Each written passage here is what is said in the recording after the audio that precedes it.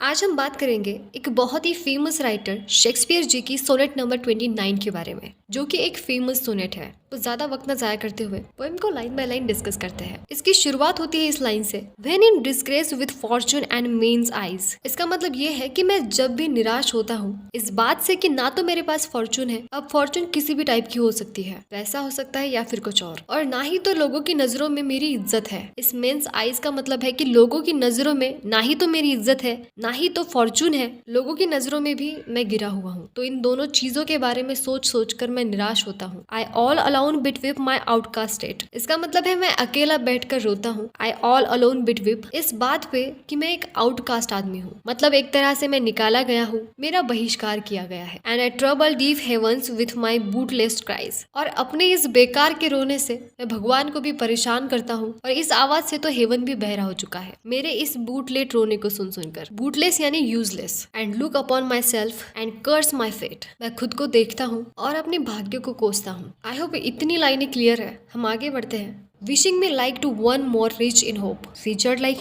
him with friends poses, dissing this man's art and that man's scope with what I most enjoy contact list. Friends, इन लाइनों का मतलब है wishing me like to one more rich in hope, यानी कि मैं wish करता हूँ कि मेरे पास किसी आदमी की तरह featured like him good looks होते। यहाँ पर featured ये वर्ड गुड लुक्स के लिए यूज किया गया है। Like him with friends poses यानी कि मेरे पास किसी आदमी की तरह फ्रेंड्स होते। Desiring men's art यानी कि उस आदमी की तरह मेरे पास स्किल्स होती। एंड दैट मैन स्कोप यानी उसकी तरह मेरे पास भी अपॉर्चुनिटीज होती। और इस लास्ट वाली लाइन का मतलब है with what I most enjoy contact list, यानी और इसी वजह से मैं डिससेटिस्फाइड फील कर रहा हूँ क्योंकि ये सारी चीजें मेरे पास नहीं है। किसी आदमी की तरह गुड लुक्स नहीं है, ना ही अपॉर्चुनिटीज है, ना ही उसकी तरह फ्रेंड्स है, कुछ भी नहीं। उसी वजह से मैं अपनी जिंदगी में डिससेटिस्फाइड हूँ, परेशान हूँ। Yet in this thoughts my self almost spicing. और जब जब मैं इस बारे में सोचता हूँ कि मेरे पास उन लोगों की तरफ फीचर्ड नहीं है, वैसा कुछ भी नहीं है, तो मैं खुद को और ज्यादा हेट करने लगता हूँ, खुद से और ज्यादा नफरत करने लगता हूँ। Happily I think on the.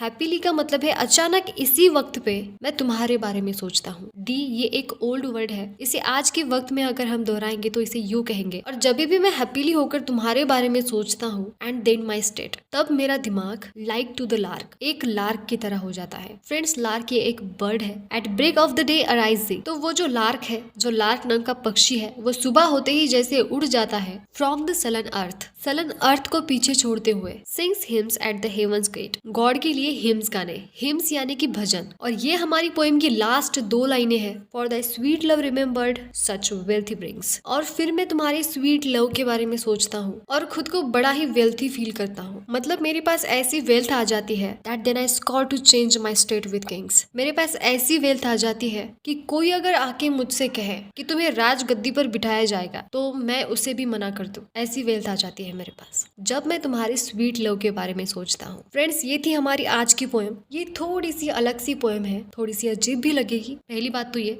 कि सोनेट एक पोएम का पैटर्न है जिसमें 14 लाइंस होती है। देखिए, शुरुआती की 10 लाइनों में शेक्सपियर का एक डार्क टाइम दिखाया गया है तो इसमें जो 11 से लेकर 14 तक है, तो ये जो लाइनें हैं इसमें से हमें पॉजिटिव आउटलुक मिलता है। तो ये डिफरेंस है इस पोएम में, इसीलिए थोड़ी सी अजीब लगती है, मगर पोएम बहुत अच्छी है।